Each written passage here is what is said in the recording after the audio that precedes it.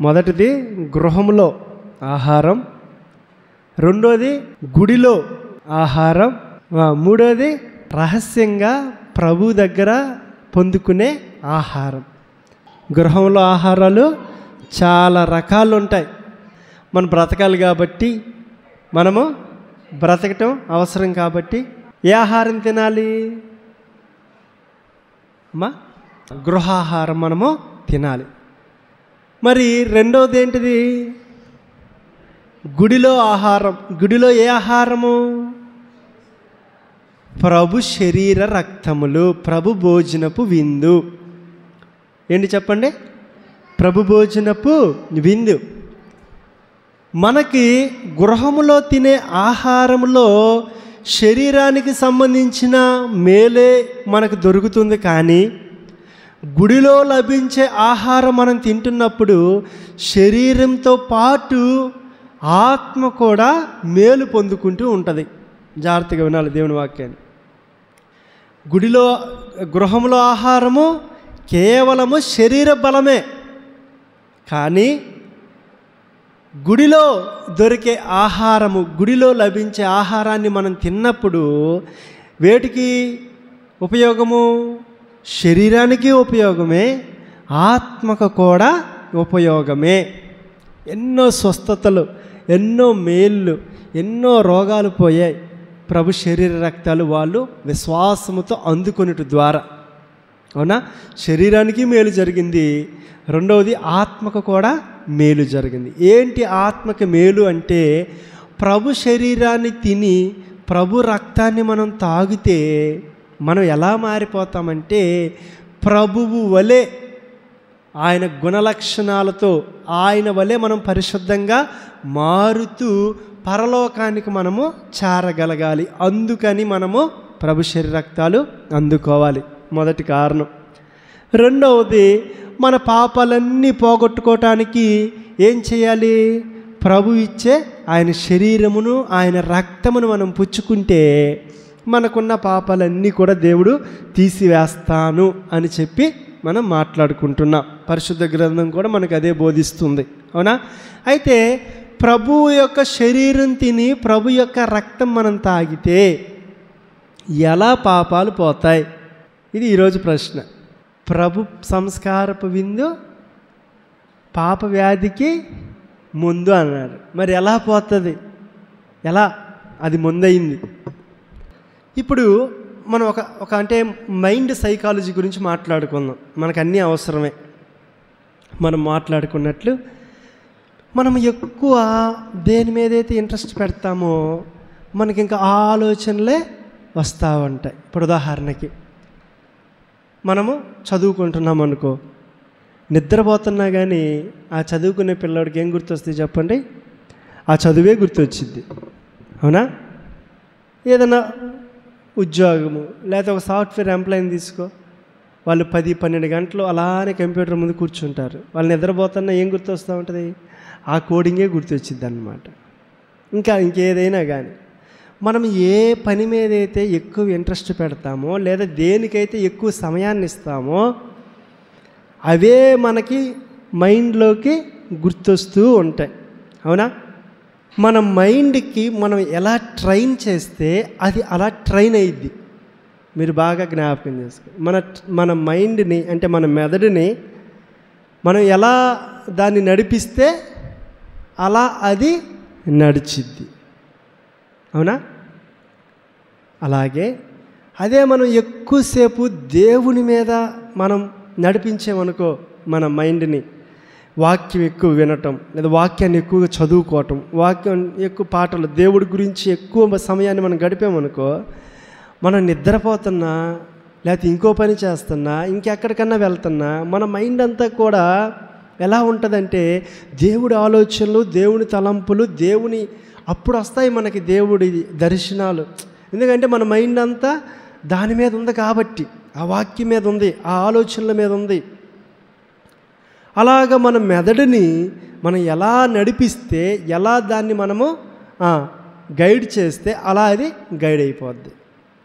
అవునా కాదా? కాబట్టి ఇక్కడ కూడా మరి ఏంటంటే దేవుని వాక్యాన్ని మనం ఎక్కువగా మనం మైండ్లోకి ఎక్కించేమనుకో లోక ఆలోచనలన్నీ వెళ్ళిపోతాయి. లేదు లోక ఆలోచనలన్నీ ఎక్కువగా మన మైండ్లోకి ఎక్కించామనుకోండి, దేవుడి వాక్యాలన్నీ కూడా ఏమైపోతాయి? దూరం అయిపోతాయి. అవునా? సో అలాగే మనం కూడా మనం చేసే పాపాలు లేదా మనం చేసే తప్పులు ఇవన్నీ కూడా మనకు సంబంధించినవి అన్నమాట. దేనికి సంబంధించినవి? మనకి సంబంధించినవి. ఇక్కడ మన అంటే ఏంటంటే మనలో మెయిన్ పార్ట్, అంటే మనలో మెయిన్గా ఇప్పుడు నా శరీరం ఉంది, నా శరీరం బ్రతకాలి అంటే నాలో ప్రాణం, అంటే ఈ శరీరానికి మెయిన్ పార్ట్ అంటే మెయిన్ అసలు మనం బ్రతకాలంటే మెయిన్ ఏది అవసరం అంటే బైబిల్ అంటే సైన్స్ కూడా అదే చెప్పింది, బ్లడ్ అవసరం అన్నమాట. మన ప్రాణము ఎందులో ఉంది? రక్తంలో ఉంది.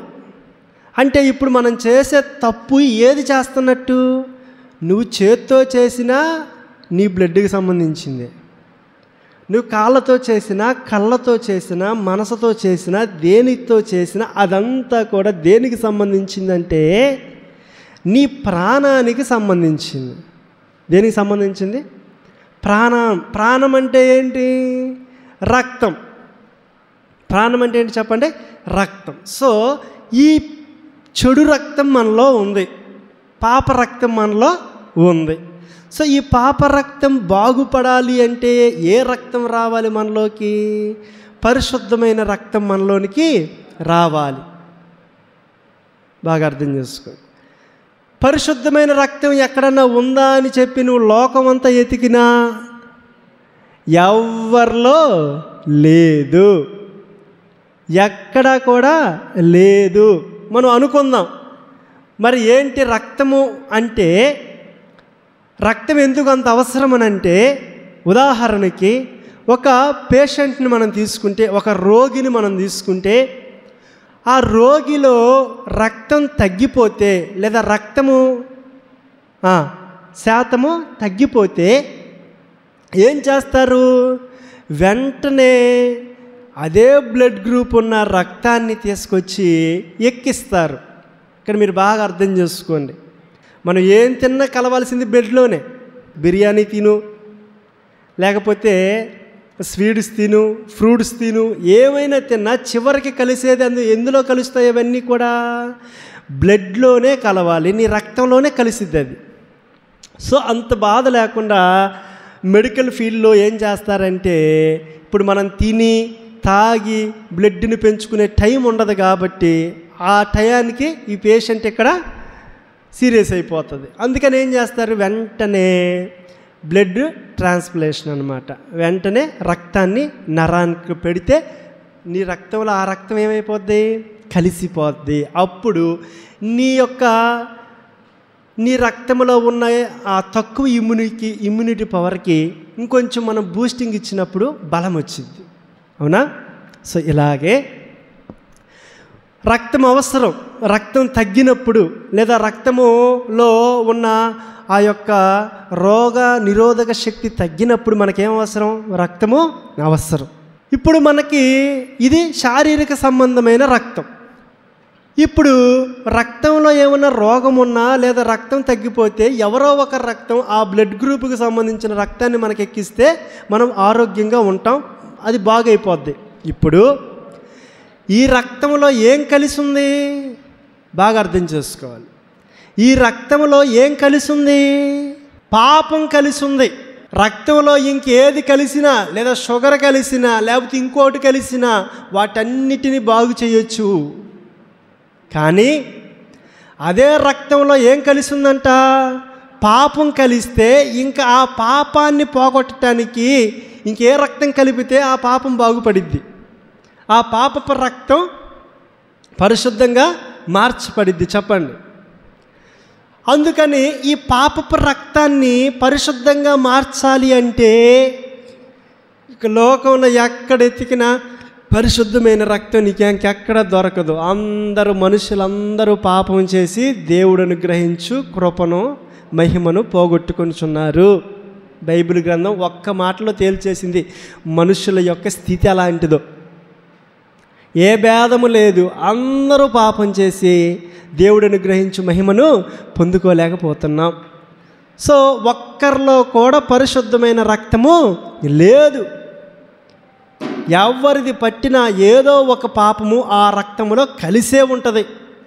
దేవదాసయ్య గారు అంటే ఈ పాపాలని 3 రకాలుగా మనం మాట్లాడుకుంటే, 1 జన్మ పాపము, 2 కర్మ పాపము, 3 వంశపారంపర్య పాపము. ఈ 3 గురించి మనం తర్వాత మాట్లాడుకుందాం. మొత్తానికి మనిషి అనే వ్యక్తి ఈ 3 పాపాల్లో ఖచ్చితంగా కలిసిపోయి ఉంటుంది. అతని బ్లడ్ అన్నమాట, పాపపు రక్తం. సో ఈ పాపపు రక్తాన్ని పరిశుద్ధంగా మార్చాలి అంటే ఏ రక్తం అవసరం మనకి? పరిశుద్ధమైన రక్తం మనకి అవసరం. ఎవరిది పరిశుద్ధమైన రక్తం అంటే యేసుక్రీస్తు ప్రభుది ఒక్కరిదే పరిశుద్ధమైన రక్తం. ఈ లోకం మొత్తం మీద, ఈ లోకం మీద పుట్టిన, ఈ లోకం మీద జన్మించిన ఆ జన్మలో అందరిది పాపపు రక్తమే. కానీ యేసుక్రీస్తు ప్రభు ఒక్కరిదే పరిశుద్ధ రక్తం. ఎందుకైంది పరిశుద్ధ రక్తం అంటే, కనీసం యేసుక్రీస్తు ప్రభు యొక్క జన్మ చరిత్రలో జన్మ పాపం కూడా లేదు. మనం ఇందాక మాట్లాడుకున్నట్లు జన్మ పాపం ఉంటుంది, కర్మ పాపం ఉంటుంది, వంశపారంపర్య పాపం ఉంటుంది. సో యేసుక్రీస్తు ప్రభు వారికి జన్మ పాపమే లేదు. పరిశుద్ధాత్మ వలన మరియ గర్భము ధరించెను అని పరిశుద్ధ గ్రంథంలో మనం చూస్తాం. అవునా? 2 కర్మ పాపము లేదు. ఆయన బ్రతికున్న కాలంలో, ఆయన జీవించిన కాలంలో కనీసం ఆయన ఆలోచనలోనైనా పాపం అనే మాట లేదు. ఏ పాపము ఆయనలోనికి ప్రవేశింపలేకపోయింది. మనలోకైతే అన్నీ ఈజీగా జ్వరబడిపోతాయేమో కానీ ప్రభువులోకి మాత్రం పాపం జ్వరబడే ధైర్యము, అంత శక్తి దానికి లేదు. 3వది వంశపారంపర్య పాపము. ఆయన పరలోకములో నుంచి డైరెక్ట్గా వెళ్ళిపోయారు. ఆయన దేవుడు. సో దాంతో ఆయనకు అవసరము లేదు. సో పరిశుద్ధమైన రక్తం ఏమైనా ఉందా అని భూలోకంలో మనం ఎతికితే దొరికే ఏకైక రక్తము యేసుక్రీస్తు ప్రభు యొక్క రక్తము. అదే పరిశుద్ధమైంది. ఇప్పుడు మన రక్తాలన్నీ ఏమైపోయినాయి? భూలోకంలో ఉన్న ప్రతి ఒక్కరి రక్తంలో ఏం కలిసింది చెప్పండి? పాపం కలిసింది. మన శరీర అవయవాలతో చేసినా మనం చేసినట్టే మనం అంటే మనలో ఉన్న ప్రాణమే. ఆ ప్రాణం ఎందులో ఉంది? రక్తములో ఉంది. సో మన రక్తం ఎలాంటిది అంటే పాపపు రక్తము. ఈ పాపపు రక్తాన్ని పరిశుద్ధపరచాలి అంటే పరిశుద్ధమైన రక్తాన్ని మనము త్రాగాలి. ఎక్కడ దొరికిద్ది పరిశుద్ధమైన రక్తం అంటే గుడిలోనే దొరికిద్ది మనకి. అది గుడిలో ఉన్న ఆహారం. ఇంకెక్కడ బయట మనకి దొరకదు. ఎక్కడ దొరుకుతుంది చెప్పండి? ఇది గుడిలో మనకి దొరికిద్ది ఈ పరిశుద్ధమైన రక్తం. యేసుక్రీస్తు ప్రభువారు మరి భూలోకంలో జీవించున్నప్పుడు శిష్యులతో మాట్లాడేటప్పుడు మాట్లాడిన మాట ఇదే: పాప క్షమాపణ నిమిత్తము మీ కొరకు చిందించబడుచున్న నిబంధన రక్తము. ఆ రక్తాన్ని మనము పుచ్చుకుంటే, ఆ రక్తాన్ని మనం త్రాగితే ఆయన నామాన్ని, ఇప్పుడు ఆ రక్తం మనకి ఎలా దొరికిద్ది అంటే ఏదైనా సరే గుడిలో ఆ సందర్భంలో ప్రభువుని జ్ఞాపకం చేసుకుంటూ మనము మంచినీళ్ళు తాగినా అవి పైకి మంచినీళ్ళే. బాగా అర్థం చేసుకోవాలి. అవి పైకి మంచినీళ్ళే. కానీ ఎప్పుడైతే దేవునికి కృతజ్ఞతాస్తుతులు చెల్లించి ప్రభువా పాప క్షమాపణ నిమిత్తము ఇది నీ రక్తం అని చెప్పి మనం పుచ్చుకుంటామో అవి అప్పుడు మంచినీళ్ళు అవ్వవు. అది ఏమైద్దంట? ప్రభు రక్తంగా అది మారిపోద్దంతే. అర్థం చేసుకోవాలి. అంటే మనం వందించి పుచ్చుకుంటే అదేమైపోద్దంట? ప్రభు శరీరంలా, ప్రభు రక్తంలా మారిపోద్ది. ఇది అందరికీ అర్థం కాదు. లోక ఆలోచనలతో, లోక మనసుతో, లోక జ్ఞానంతో మనము ఆలోచిస్తే ఈ మాటలు మనకు అర్థం కావు. మనం దైవికంగా ఆలోచించాలి. ఎలా ఆలోచించాలి? దైవికంగా మనం ఆలోచిస్తేనే దాన్ని మనము పొందుకుంటాం. అవునా? చూడండి, ఇక్కడ యేసుక్రీస్తు ప్రభు వారు అంటున్నారు ఇక్కడ, ఈ కొరింథీయులకు రాసిన మొదటి పత్రిక 11వ అధ్యాయము 25వ వచనం చూడండి. ఈ పాత్ర నా రక్తము వలననైనా క్రొత్త నిబంధన, మీరు దీనిలోనిది త్రాగునప్పుడల్లా నన్ను జ్ఞాపకము చేసుకున్నటకై దీనిని చేయుడని చెప్పెను. ఏం చెప్పారు చెప్పండి? జ్ఞాపకం చేసుకున్నటకై దీనిని చేయుడని చెప్పెను. కాబట్టి చూడండి, ఇక్కడ ప్రభువు కూడా శిష్యులతో ఆ యొక్క రాత్రి, ఆ గురువారం రోజు రాత్రి ఒక పాత్రను ఎత్తుకొని ఏమని మాట్లాడుతున్నాడంటే, ఇది నిబంధన రక్తము. ఏంటి చెప్పండి? నిబంధన రక్తము. అసలు నిబంధన అంటే ఏంటి అంటే, ఈ నిబంధన అనే మాట అర్థం అవటానికి మీకు ఒక ఎగ్జాంపుల్ చూపిస్తా, మనకు బాగా ఇంకా అర్థమవుతుంది అన్నమాట. నిర్గమకాండం. మనం ఈ రోజుల్లో మోషే గారి సుఖోపవాస ప్రార్థనలో ఉన్నాం కాబట్టి ఖచ్చితంగా మన వాక్యంలో ఎక్కడున్నా అక్కడికి రావాలి. నిర్గమకాండం 24వ అధ్యాయం. మోషే వచ్చి యెహోవా మాటలన్నిటినీ, విధులన్నిటినీ ప్రజలతో వివరించి చెప్పెను.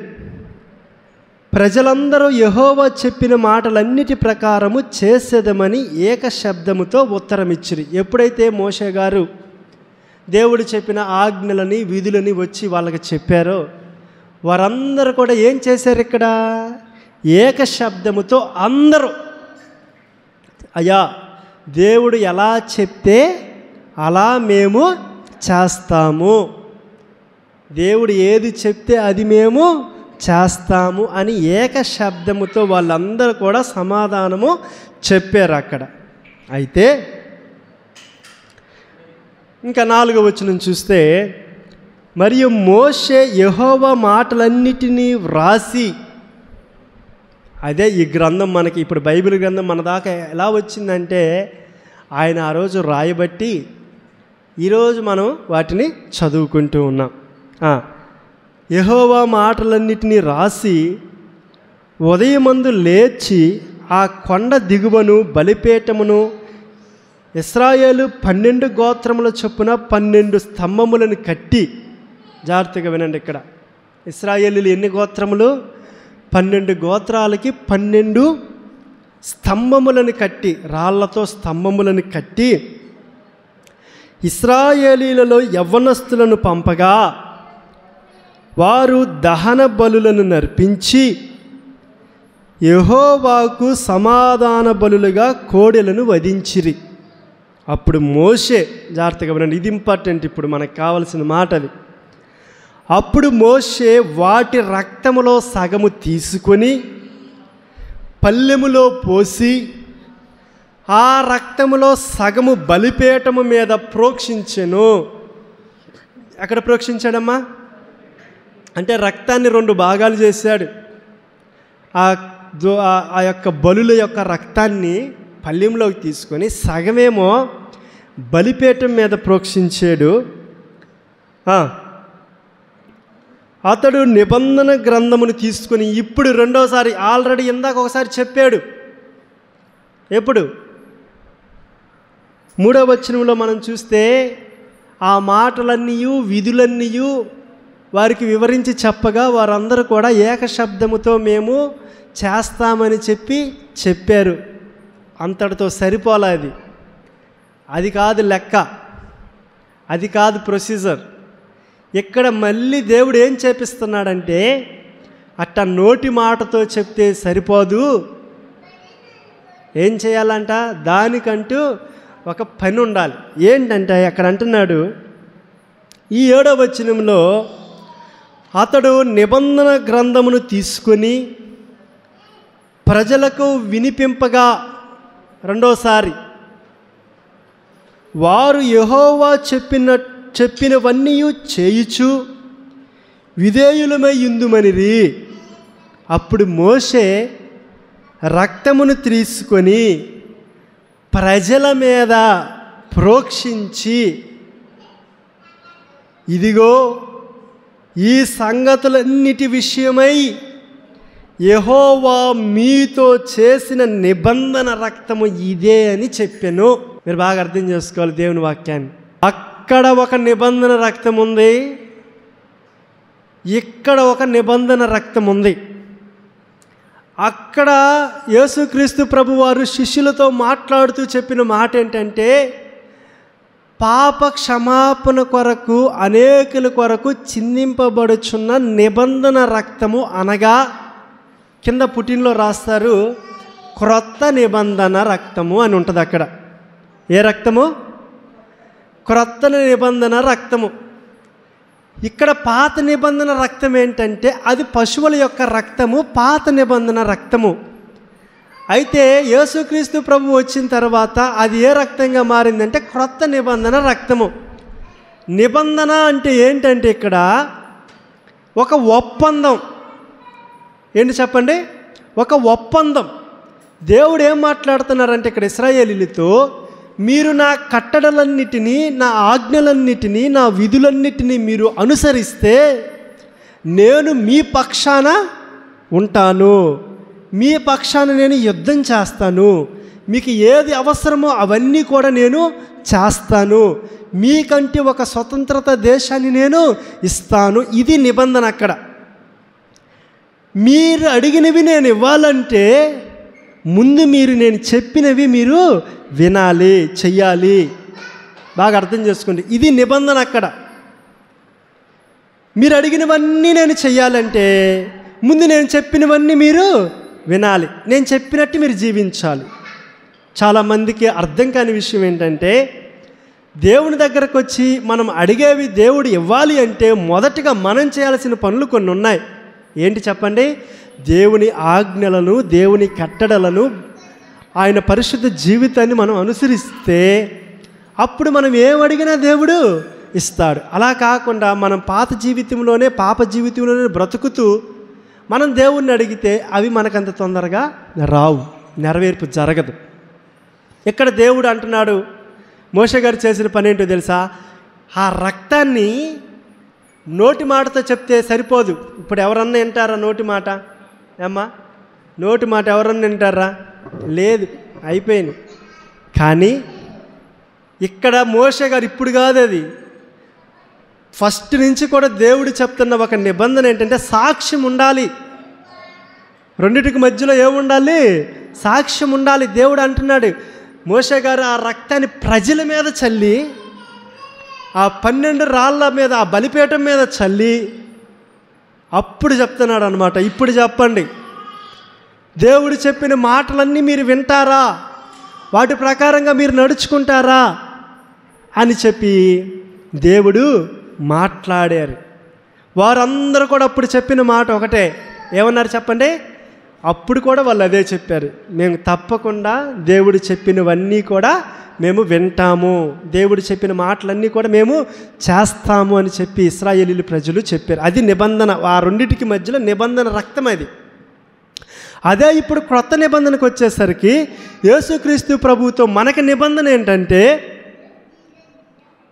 ఎప్పుడైతే మనము ఆయన రక్తాన్ని గుర్తు చేసుకుంటూ, ఆయన్ని జ్ఞాపకం చేసుకుంటూ ఆ రక్తాన్ని మనం త్రాగితే, ఆ రక్తము మనకి ఉన్న నిబంధన ఏంటంటే, ఆ పరిశుద్ధ రక్తాన్ని మనం పుచ్చుకుంటే మన పాపాలన్నీ పోతాయి. ఇక్కడ నిబంధన అది.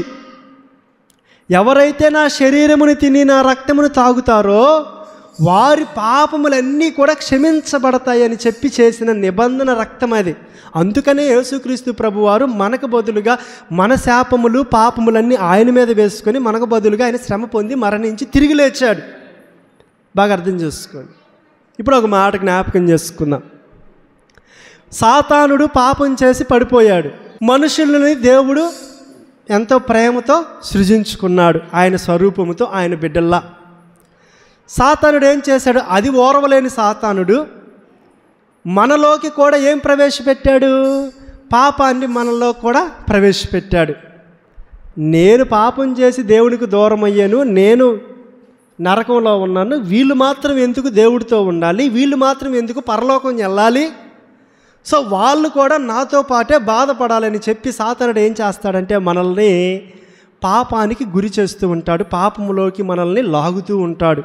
మన చేత పాపం చేయాలని వాడు ఎదురు చూస్తూ ఉంటాడు ఎప్పుడు కూడా. అయితే దేవుడు ఎంత ప్రేమ కలిగిన వాడంటే ఆయన ప్రేమ మనం వర్ణించుకుంటే మాటలతో చెప్తే అర్థం కాదు. అది ఆయన ప్రేమని మనము ఆయనతో సహవాసం చేస్తేనే అర్థమైంది ఆ ప్రేమ. సాతానుడికి కూడా లేనటువంటి ఒక గొప్ప అవకాశాన్ని, ఆప్షన్ని దేవుడు మనకిచ్చాడు. ఆడు పాపం చేశారు, మనము పాపం చేస్తున్నాం, కానీ అతనికి క్షమాపణ లేదు, మనకి క్షమాపణ ఉంది. యేసుక్రీస్తు అని ప్రభు అని ఆయనే తండ్రే కుమారుడిగా యేసుక్రీస్తు ప్రభు అనే స్వరూపాన్ని ధరించుకొని వచ్చి ఆయనే రూల్స్ అన్నీ ఎవరు పెట్టారు? ఆజ్ఞలన్నీ ఎవరు పెట్టారు? నిబంధనలన్నీ ఎవరు పెట్టారు? పాత నిబంధన గ్రంథంలో అన్నీ పెట్టింది దేవుడే. సో వాటన్నిటి ప్రకారంగా మనిషి నడుచుకోవాలని చెప్పాడు. కొన్ని సందర్భాల్లో మనం నడవలేక పాపం చేస్తున్నాం. ఆ నిబంధనను తప్పటం అంటే ఏంటంటే ఆ ఆజ్ఞలను మనం పాటించకపోవటమే, అలా జీవించకపోవటమే పాపం. దేవుడు చెప్పాడు ఆజ్ఞల్లో, నరహత్య చేయొద్దు అన్నాడు, చేసామా పాపం. దొంగిలించొద్దు అన్నాడు, దొంగిలించామా పాపం. అబద్ధ సాక్ష్యాలు పలకవద్దు అన్నాడు, అబద్ధ సాక్ష్యాలు పలికామా, అబద్ధం ఆడామా పాపం. నీ పొరుగువాడిది ఏది ఆశించొద్దని ఉంది బైబిల్ గ్రంథంలో, ఆశించామా పాపం. నీ తల్లిదండ్రులను దూషించొద్దు అన్నాడు, దూషించామా పాపం. సో ఈ పాపాలన్నిటి కూడా మనిషి ఏదో ఒక సందర్భంలో తప్పిపోయినప్పుడు సాధారణంగా మనిషి కూడా ఎక్కడికి వెళ్ళాలి? పాపం చేశాడు కాబట్టి నరకానికే వెళ్ళాలి. కానీ దేవుడు మన మీద ఉన్న ప్రేమ అది సాధారణమైన ప్రేమ కాదు. అది కొలవలేం మనం. నువ్వు నీ బిడ్డల మీద చూపించే ప్రేమ కంటే, నీ భర్త మీద చూపించే ప్రేమ కంటే, ఇంకెవరి మీద చూపించే ప్రేమ అన్నిటికంటే కూడా గొప్ప ప్రేమ ఏంటంటే యేసయ్య ప్రేమ. ఎలాంటి ప్రేమ అంటే ఆయన మన కొరకు ఆయనే మనందరికి బదులుగా ఆ ఆజ్ఞలన్నిటినీ తప్పిపోయినప్పుడు మనకి శిక్ష రావాలి. ఆ శిక్షను ఆయనే మన రూపంలో వచ్చి మనందరి శిక్షను ఒక్కసారిగా ఆయన మీద వేసుకున్నాడు. అందుకే శిలువ మరణం పొందటానికి గల కారణం అది అర్థమయ్యేది కాదు అందరికీ. అది అందరికీ అర్థమయ్యే మాట కాదు. అది మనందరికి బదులుగా ఆయన మన పాపములన్నింటినీ కూడా ఆయన మీద వేసుకొని రక్తము చిందించి అప్పుడు చేసుకున్న నిబంధన ఏంటంటే, ఎవరైతే నా దగ్గరకు వచ్చి వారి పాపాలన్నీ నా రక్తములో కడిగేసుకుంటారో, ఎవరైతే వారి పాపాలన్నీ నా రక్తములో ఒప్పుకుంటారో వాళ్ళు చేసిన తప్పులన్నీ పోతాయి. అసలు ఎలా అంటే ఆప్షన్ ఇచ్చాడంటే దేవుడు, మనం చేసే పాపానికి శిక్ష వేస్తే మనం తట్టుకోలేం. అదే ఒక తప్పు చేసినప్పుడు దేవుడి దగ్గరకు వచ్చి అయ్యా నా తప్పుని క్షమించు అంటే ఆ రక్తము, ఆ పరిశుద్ధ రక్తము మనలోనికి వచ్చి మనల్ని పాపములన్నింటినీ కడిగివేసి పరిశుద్ధపరిచే నిబంధన రక్తం అది. అందుకనే ఖచ్చితంగా గుడిలో ఉన్న ఆ ఆహారాన్ని, గుడిలో ఉన్న ఆ భోజనాన్ని మనము పుచ్చుకోవాలి. అందుకు చెప్తున్నాను ఈ మాటలన్నీ కూడా. గృహంలో భోజనం మనం చెప్పాల్సిన పనిలే, మీ అందరికీ తెలుసు. కానీ గుడిలో ఉన్న భోజనం గురించి మనకు అంతగా తెలియకపోవచ్చు. ఆ గుడిలో ఉన్న భోజనం ఎంత విలువైనదో మనకు తెలిస్తే దాన్ని మనం ఎప్పుడు కూడా పోగొట్టుకోం, దాన్ని ఎప్పుడు కూడా మనం నిర్లక్ష్యము చేయము. ఆ రక్తములో ఉన్న విలువ ఎలాంటిదంటే, ఆ రక్తములో ఉన్న పరిశుద్ధత ఎలాంటిదంటే, ఆ రక్తాన్ని మనం పుచ్చుకుంటే మనలో ఉన్న పాపాలు, మనలో ఉన్న రోగాలు అన్నీ కూడా దేవుడు తీసివేసి మరలా నిన్ను పరిశుద్ధురాలిగా చేసి ఆయన రాజ్యానికి తీసుకెళ్లాలని ఆయన ఆశపడతాడంట. ఇంకెవరికి లేదు ఈ ఆప్షన్. ఎవరైతే దేవుని యందు విశ్వాసం ఉంచి నమ్మి మనం ఆయన రక్తాన్ని మనం త్రాగుతామో అప్పుడు ఆ రక్తంలో ఉన్న నిబంధన ఎలాంటిదంటే, ఆయన రక్తాన్ని మనం తాగితే మన పాపాలన్నీ కూడా పోతాయి. ఇంక నువ్వు ఎటువంటి పాపివైనా సరే, ఎంత ఘోర పాపివైనా సరే, ఎంత కఠినుడివైనా సరే, ఆయన రక్తాన్ని మారు మనసు పొంది ఆయన రక్తాన్ని మనం పుచ్చుకుంటే ఆ రక్తంలో ఉన్న పవర్ అది, ఆ రక్తంలో ఉన్న శక్తి అది. ఎటువంటి పాపాన్నైనా సరే ఆ రక్తం ఏం చేసిద్దంట, తీసేసి పరిశుద్ధపరిచేసిద్దంట. అప్పుడు మరలా మనం ఏమైపోతామంట, పరిశుద్ధంగా మారుతాం. పరిశుద్ధత లేకపోతే మనం పరలోకం చేరటం కష్టం, నిత్య జీవంలోనికి ప్రవేశించటం కష్టం. కాబట్టి నెలకొక పర్యాయము ఏం చేయాలంట, గుడిలో ఉన్న ఆ భోజనాన్ని, దేవుని యొక్క శరీరమును రక్తమును మనము ఆయన్ని తలంచుకుంటూ మనం తింటే మనలో ఉన్న ప్రతి చెడు కూడా ఏమైపోద్ది, పరిహరించబడేది. ఇది గుడిలో ఉన్న ఆహారం. మూడో ఆహారం ఉంది. ఏంటది? ప్రభువు ఇచ్చు ఆహారం. అంటే రహస్యంగా ప్రభువు ఏకాంతంగా ఇచ్చే ఆహారం. ఇది ఎక్కడా కూడా చెప్పబడదు, ఎవరు కూడా చెప్పరు ఈ మాటలో. మనము రహస్యంగా అంతరంగంగా మనం పుచ్చుకోవాలి. ఇప్పుడు గుడిలో ఉన్న ఆహారం ఎలాంటిదంటే, లేదా గృహంలో ఉన్న ఆహారం ఎలాంటిదంటే, అవన్నీ కూడా బహిరంగంగా కనిపించే ఆహారాలు.